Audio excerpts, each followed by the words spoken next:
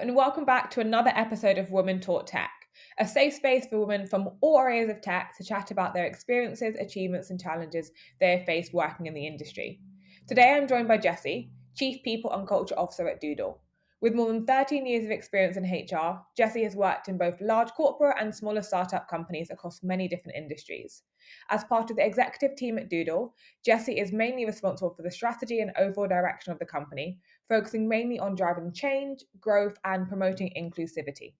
This conversation covers lots of exciting topics, including leadership, how to achieve a gender balance in the leadership team, how to achieve a gender balance in the wider engineering team, and the company's long-term D&I goal and strategy. I hope you enjoy listening to this episode as much as I enjoyed chatting with Jessie. Thank you, Sade. So yeah, really a pleasure to be here. Pleasure to connect. So my name is Jessie Lajoie. I'm originally from Montreal, Canada. So I've been an HR professional for a bit over 13 years by now. And I currently serve as the Chief People and Culture Officer at Doodle. So really my passion for people ops really led me to specialize in this area. And excited to be here. Yeah, no, honestly, really, really appreciate your time and thanks so much for joining us. In terms of your role, for people who don't know what Chief People Officer does and a bit more about Doodle itself, tell us a bit more about it in more detail. Yeah, actually, so Doodle is actually a scheduling tool. So if you want to, achieve the quickest path to connecting with someone, let's say you want to just get, just connect your calendar, making sure that somebody can just connect with you instead of having emails back and forth and saying, hey, let's meet next Thursday at 2 p.m. And the person says, no, 1 p.m. You just send the calendar invite and then you just select based on the times that they've unblocked. So we also have, this group meetings can also be efficient for that. So yeah, definitely being able to save time on scheduling with people. Yeah, yeah, nice, nice. I actually really appreciate tools like that because we all know how hectic life can get.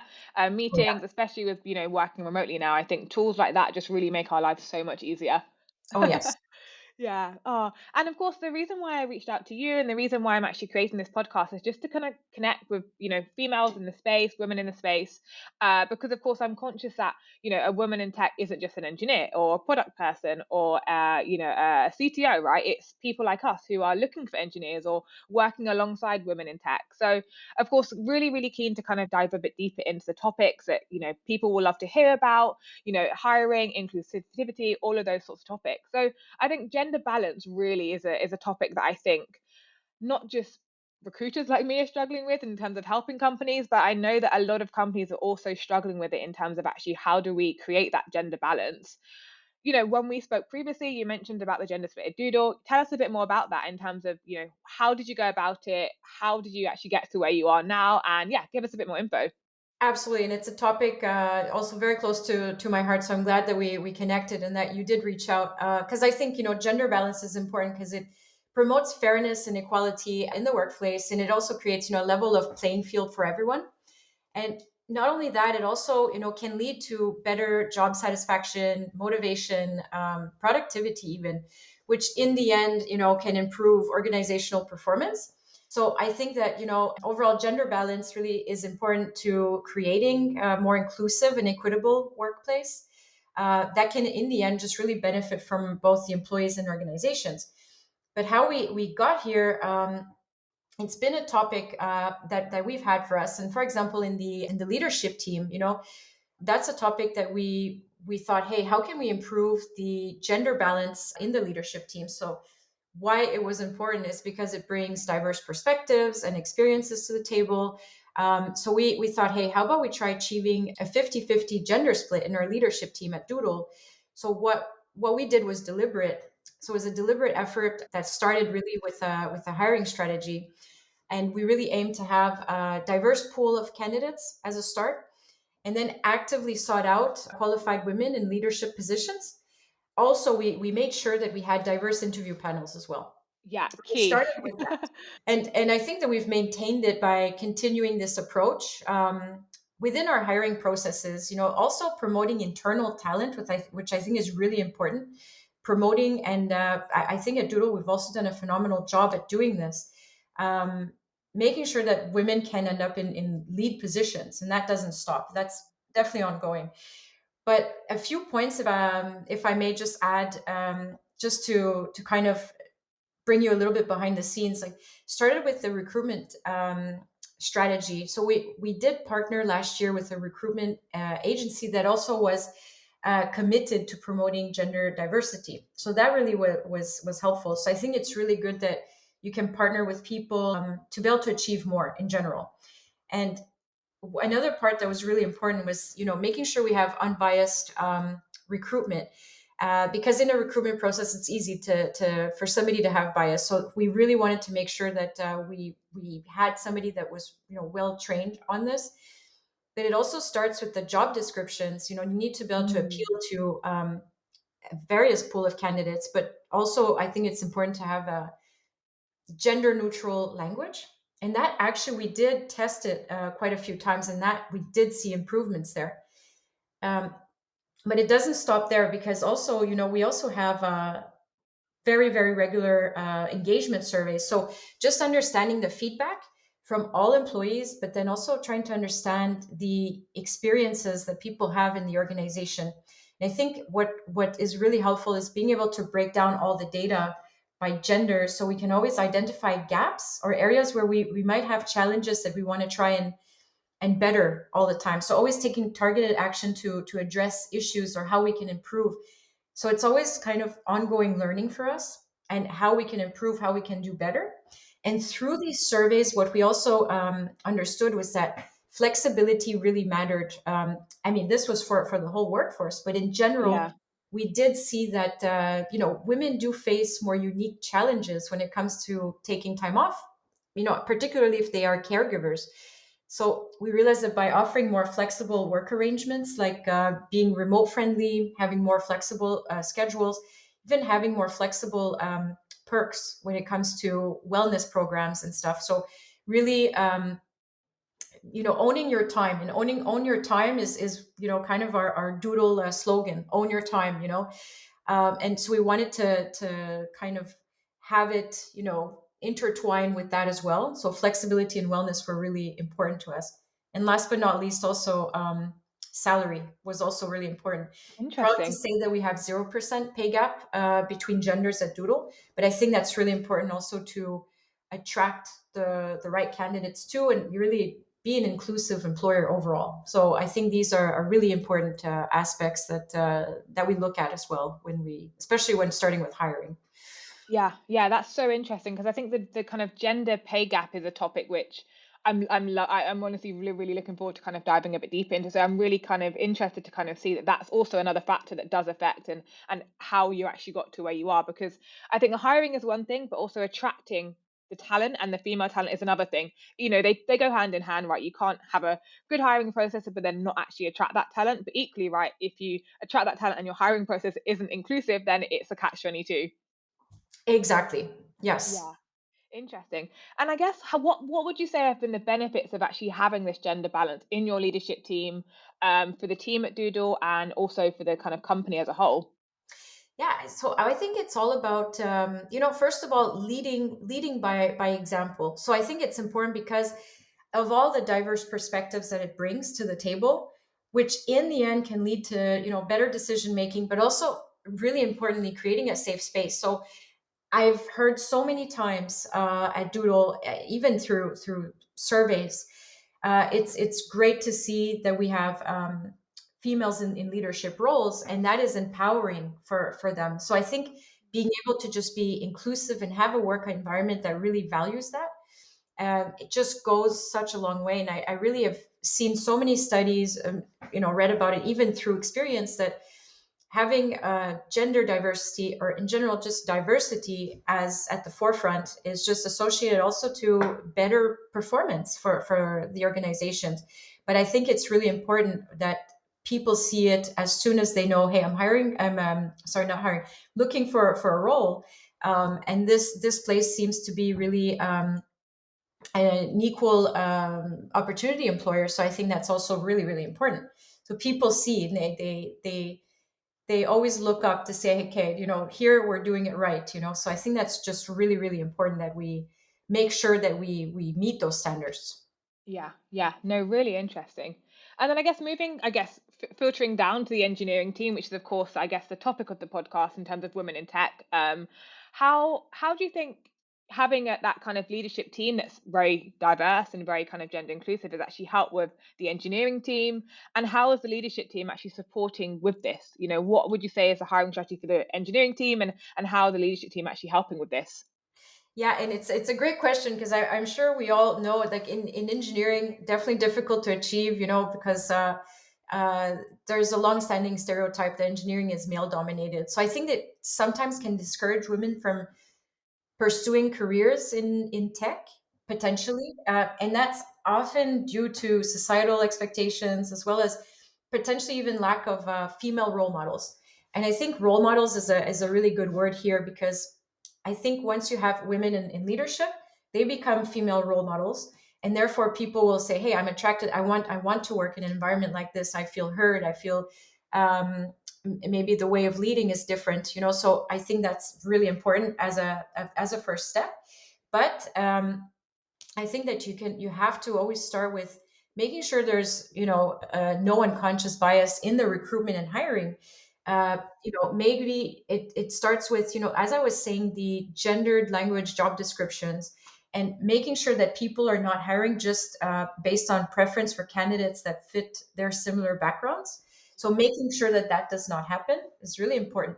But one point that I have to say is that I'm really happy to work also at Doodle with the CTO we have actively supports gender balance. So that has been extremely helpful. So of course, in engineering is where we need to better our balance there and our diversity. But we have a CTO who's actually pushing for this. Is so um,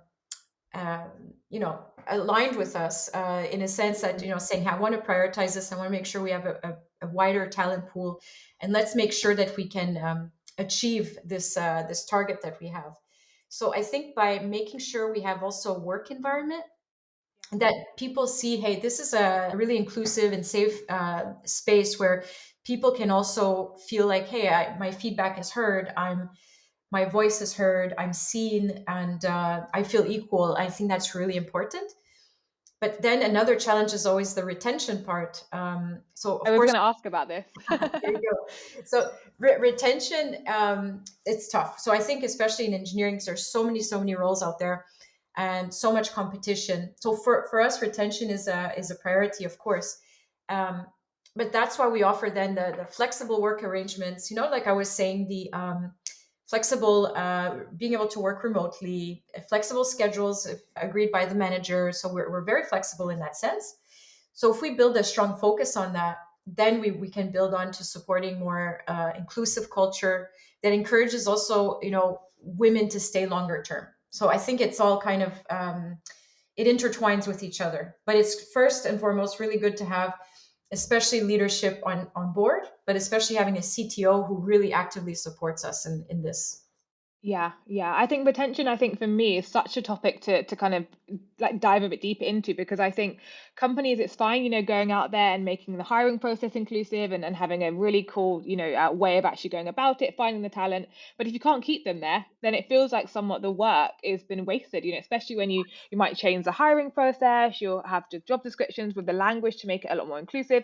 But then if you can't keep them there, then I feel like then the work itself, it kind of goes wasted, because you've done all of that and then you can't even keep the kind of females in the team. And not just for females, right, retention in general, but I think it's really key to kind of look into how you can work out how to keep females, because once you get them and you've got them, you've done the hard work, but the kind of harder work is to actually keep them there. Absolutely, I'm 100%, and that's why it's good to always look at it like 360, and like where does it start, but then how can we maintain? And yeah, absolutely, Yeah, yeah, no, definitely not easy, not yeah, always no. easy. And then I guess going back to the leadership team, because I mean, like I said, when we first spoke, I was so impressed by the kind of 50-50 leadership team split, because I personally think hiring and women in tech is hard, but having that, that top, that, having the females at the top, or having that kind of understanding of why it's important at the top, just makes your life and everyone else's life so much easier. And I think when we spoke previously, I was really interested about, what you said in terms of like learning how to lead women. Not that there needs to be a special way to lead women, but understanding how females may operate in tech teams. How have you done that? Maybe some examples. How have you found the difference between maybe leading the male engineers and leading the females, and how has that worked with the leadership team at Doodle? Yeah, no, that I like that question because it also made me makes me reflect too on how it started, and I think it started, mainly really with us understanding the feedback, what was needed in order for us to improve a little bit more. So we needed to hold more meetings, more surveys, and making sure we really understand what people need in order to be better, more engaged, and more productive, and happier in general at work. Having a sense of purpose. So I think that in the end, when you actually look at the difference between male and female, how they lead, I think you can always have like many layers that come in and cross over that are very similar. But I think that in general, like even based on many studies, we see that with women, they lead more with empathy. And when you Mm. look at the trends right now in leadership, what it means to be a good leader, you need to be empathetic. You need to be caring. So even in some of the things that we measure on what it means to be a good manager, they say, okay, do you care for your employees? Do you are you empathizing? Are you asking them how was their day? It's not just a transactional thing. And I think that is where it starts. But we really need to know what it is that everybody needs, and being able to match that. But I think also we need to also keep training and educating the people as we go along. But from my side, I mean, this has only given positive results. Being able to have this kind of diversity, and ensuring that we have like a good split of balance, because then the culture is that. Why do we want that in the first place? It's just Yeah. because we want to make sure we balance both, to have many different perspectives, not just one way either. Yeah. Yeah. No, really interesting there, because I think I'm really kind of interested in like the psychology. I did actually philosophy at uni, so I have a really, interest into psychology. And I think working relationships and relationships in general are very much not similar, but actually being able to understand the other person you're working with, you're with as a partner, whatever the relationship may be, as a parent, whatever the case may be, is actually understanding how that person works and how they prefer to either be led or to be spoke to. And I think that's the key, whether that's leading with empathy and with care, that will of course foster that sort of culture. And then of course, not that the women will stay, but there's that kind of environment where they feel a lot more comfortable, and that's why they're kind of still here. Absolutely. And you know what? I do find, and I think that in general, we do see a lot of males with, empathetic behavior, and, being caring and stuff, and genuinely, just like my boss. I'm very lucky. But I also think that in the end, we are all learning from each other. So I think it's important to have really this combination, of both in the end. Yeah. Yeah, yeah. And you mentioned that, leadership principles and this kind of leading from the front is super important. Other than that, other than the kind of idea of feedback, how else would you say you've worked to develop the leadership principles like empathy, like, that caring nature? How else have you worked at Doodle to actually develop those to include and to being more inclusive to kind of the females and to retain them as well?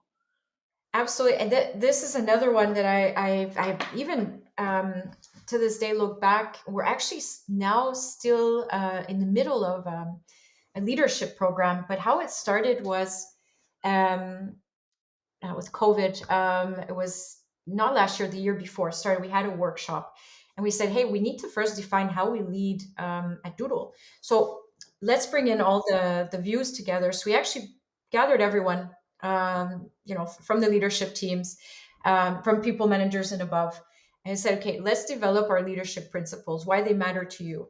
Even to the point where we had votes on, "Hey, this one matters because of this, ABC," and that helped us develop them as a group. Therefore, we were all bought in, and we were all understanding, yeah, this makes sense. Why? Because of all the sharing, the communications we had during those sessions, and learning from each other, which was really good. Whereas if it would have been top down and said, "Hey, leadership says these are the leadership principles," then it would be, yeah, okay, maybe I don't believe in all of those. Yeah. But we built a mini community, and now these leadership principles have been developed, and now people are getting um, additional coaching on the side, and workshops are ongoing for the rest of the year to develop them even better, and learning from each other too in these ongoing workshops, which is really has been really really beneficial for us. Yeah, yeah, that's really interesting because I think, yeah, I'm always keen to, okay, how can we actually improve the connection between the kind of women in tech and the leadership team? Because I think it's fine having the feedback, but how can we actually use that feedback and the workshops, like you said? I think that's such a good idea. But how can we use that to actually, like you said, it's not just leading, it's kind of trickling down. How do we actually get the team engaged? How do we do a lot more than just having that leadership team that's like, have got a 50-50 split, but it's more than just leading, right? Like you said. Absolutely. And then you can also measure that. So we are also introducing a new manager NPS. So now the employees can then measure their managers. Is my manager caring? Are they, empathetic? Are they leading by the leadership principles that we've developed? And then, kind of being able to rate them so that we can keep improving as well, which has been really helpful too. Yeah, no, really interesting. And then on to the topic of D&I, I think a lot of people in my network and even with some of the companies that I'm working with, we're still working to actually improve their internal D&I strategy because I think it's not just a plan in place for this kind of quarter, or for the year, right? It's a plan in place for the kind of foreseeable future. And you mentioned that this was one of your goals in your role to kind of you narrow down on this strategy. I guess maybe explain a bit more about this in terms of long term, short term, how you've actually gone about it. I'd love maybe to kind of dive a bit deeper into this. Yes, absolutely. So yeah, that's definitely been a topic since I joined. And we're always doing many, small improvements where we can. I'll talk to you about the short term what we've done, but in Yeah. long term, how I see it already, which will become an even bigger priority for us once we've maintained our baseline for our payroll and everything that I was discussing with you. New payroll provider took up a lot of time, but now we're down to business. So reviewing our job descriptions, really making sure we have gender neutral language. Hiring, it always starts with hiring, in my view. Making sure also the hiring managers understand the importance of having a diverse pool of candidates, and understanding everything that relates to that, and then having inclusive, making sure we have open feedback. That has been really important, especially coming from our engagement surveys. When I was saying that we also target the data based on gender as well, what's going well, what are the challenges. So we said, hey, let's improve our communication, people to be able to give feedback more frequently, and then optimize our feedback culture as well. And so we've done a lot of nice things where people can just in the end just feel safe coming to work, bring their best self to work, feeling they can address certain things, they can challenge, they can discuss, they can ask questions. I think that's important, for sure. But in the long term, what I really want us to achieve is really creating more awareness. So not only for just the hiring managers, but also to understand the importance of gender diversity in the workplace. But we have done many things. Every year, for example, we had one most recently, for Women's Day. Actually, we had a small survey go out. So it was women lifting women. So one of my team members sent out a survey and said, not a survey, but kind of a form. It said, nominate a woman that you say you praise, and give a shout out on why you do that. So women lifting women, then we said, okay, the one with the most shout outs will then get a public shout out, and get something from that. And it's just small things that we can do to make sure we create awareness, and also make sure that we empower the women at work as well. But also we have to always monitor and track progress as we go along. But in the end, we're going to have to, we do have a DNI policy in place, but we're going to have to make sure that it's more a company-wide commitment. So we need to have everyone on board. We have to have a willingness to challenge traditional ways of thinking and working, which we've been doing. But I want us to do even more of that. So in long term, we really want to embed diversity and inclusion into our company culture. I feel it is, but I feel we can do even more. And this really involves prioritizing diversity and inclusion from hiring all the way to leadership development, on how you lead, and how it means to lead, and no matter who you're leading, no matter the characteristic, no matter the gender. So long term, there's a lot we can do, and I think creating more awareness than we've been doing, and more education too, more education on unconscious bias, and things similar, I think will be very, very helpful. So exciting times ahead, from my view. Oh, I love that. Yeah, I actually recently did a LinkedIn post about that because I looked into kind of, Women's Month, Women's Day, and I love that we still celebrate that, but I don't want it just to be a monthly thing or, a daily thing or like, on this day we celebrate it. I think it's all about, like you said, it's raising that awareness across the board, across the company, across, Germany, whatever, wherever we are. It's raising that awareness about it and why it's important and why each company should be developing a long-term strategy to actually achieve this. I think that's key. And I think you're right. I think the awareness is the most important topic because it's fine having all these things in place. But it's when we finish that day, when we leave that event, how are we still making people aware of why this is so important? Oh, absolutely, absolutely, and I do think it's an important thing. I'm so happy to be discussing this topic with you today, Sade. It's nice to be able to exchange with people like you on these topics, and seeing, being able to also create awareness outside of our work and into our Mhm. networks, and having these conversations is really key. Yeah, yeah, amazing. Well, no, thank you. Honestly, I would keep speaking with you forever and ever about this. Same. But honestly, thank you so, so much for joining me today. And yeah, I really, honestly, my aim really for this podcast is to kind of build a community, build a safe space like you have done at Doodle as well, where people can speak about these topics, where we can discuss certain things, and there's no judgment on how we say things, what we say, and it's just creating that safe space where we can raise awareness and create a community that will help with these issues. So yeah, thank you so much for joining me. I really, really appreciate it. Thank you. It's a great pleasure from my side. Thanks again for having me.